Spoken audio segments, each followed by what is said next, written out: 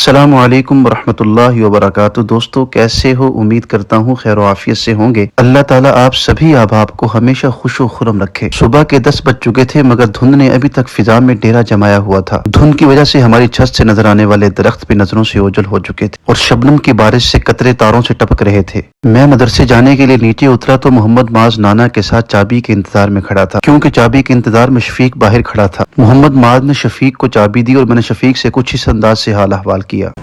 کیا حال ہے جی؟ نیند سے بیدار ہو گئے ہو؟ الحمدللہ ماشاءاللہ۔ اور طبیعت کیسی ہے؟ ٹھیک۔ اور اب میں شفیق کے ساتھ سکوٹی پر بیٹھ کر مدرسے کی جانب رواں دواں تھا۔ شفیق نے مجھے مدرسے کے باہر اتارا اور خود دکان کی طرف چل پڑا۔ اب میرے اور مدرسے کے درمیان صرف چند قدم کا فاصلہ تھا جو میں نے پیدل چل کر ہی عبور کرنا تھا۔ ہمارا مدرسہ عدالتوں کے بالکل ساتھ ہے، اس لیے عوام اسی عدالتوں والا مدرسہ بھی کہتی ہے۔ آج اتوار تھی، چھٹی کا دن تھا، اس لیے عدالتوں میں نہ بندہ تھا اور نہ ہی بندے کی ذات۔ خیر ہمیں اس سے کیا، ہم تو چلنے لگے جانب مدرسہ اور مدرسہ کا گیٹ ہم نے کراس کیا اور سامنے مسجد کی عمارت آپ کو نظر آ رہی ہوگی۔ مدرسہ مخزن علوم پاکستان بننے سے قبل ہی مارز وجود میں آ چکا تھا اور دنیا اس کے بانی کو حافظ الحدیث والقرآن حضرت مولانا عبداللہ درخواستی کے نام سے جانتی ہے۔ میں پہنچا جامعہ مخزن علوم کے شعبہ تحفیظ القرآن میں، جہاں بچے منزلیں سنانے میں مصروف عمل تھے۔ خوش نصیب ہیں یہ بچے اور ان کے والدین جو اپنے بچوں کو کلام اللہ کی تعلیم سے آراستہ کر رہے ہیں۔ بچوں کے استاد قاری محمد کاشف صاحب بچوں کی اصلاح میں مصروف عمل تھے۔ میں متوسطہ کو پڑھانے کے لیے اوپر مسجد میں گیا تو بچوں نے میرا کچھ اس انداز سے استقبال کیا۔ سب بچوں نے مجھ سے سلام لیا۔ آج بچوں کا ٹیسٹ تھا تو میں نے بچوں سے کہا کہ ترتیب سے بیٹھ کر اپنا ٹیسٹ لکھیں اور مجھے لکھ کر دکھائیں۔ اب سبھی بچے ٹیسٹ لکھنے میں مصروف عمل تھے اور میں ان کی نگرانی کر رہا تھا۔ ٹیسٹ لکھنے کے بعد اب مرحلہ تھا بچوں کے ٹیسٹ چیکنگ کا، تو میں نے بچوں کا چیک کرنا شروع کیا۔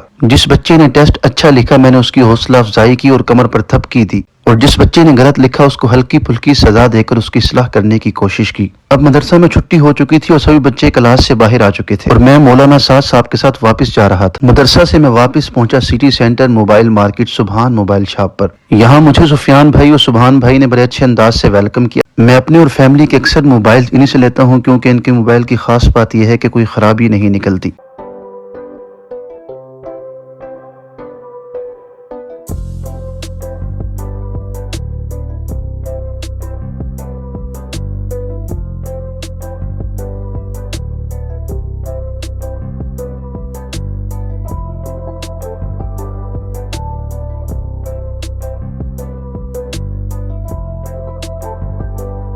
اسکول انتظامیہ نے سردیوں کی وجہ سے بچوں کو چھٹیاں دے رکھی تھی کہ بچے گھر میں بیٹھے بیمار نہ ہو جائیں، مگر گراؤنڈ تو بچوں سے کھچا کھچ بھرا ہوا تھا۔ لیکن یہ سچ ہے کہ کھیلیں جسمانی اور ذہنی نشو و نما کے لیے بہت ضروری ہیں، لیکن پھر اس شاعر کا کیا ہوگا جس نے کہا تھا کھیلو گے کودو گے بنو گے خراب۔ خیر ہمیں اس سے کیا۔ ہم پہنچے فرحان بھائی کی بیلز کی شاپ پر۔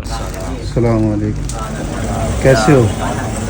آپ ٹھیک ہو؟ الحمدللہ۔ ماشاءاللہ۔ السلام علیکم، خطر جی کیسے ہیں؟ الحمدللہ۔ فرحان بھائی کے پاس پاکستانی، چائنیز، امپورٹڈ، لوکل ہر طرح کی ورائٹی میں بیگ موجود تھے۔ اور اب ذرا بیگز ملاحظہ کیجئے۔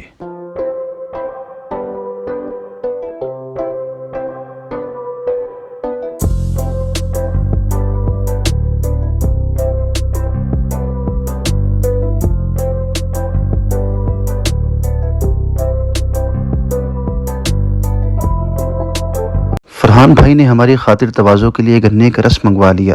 ہم نے گنے کا رس پی کر کچھ اس انداز سے اظہار کیا۔ ماشاءاللہ، بہت اعلیٰ۔ میں گھر آیا تو معاذ دیوار کے ساتھ لگا ہوا تھا۔ وہ مجھ سے کچھ یوں مخاطب ہوا۔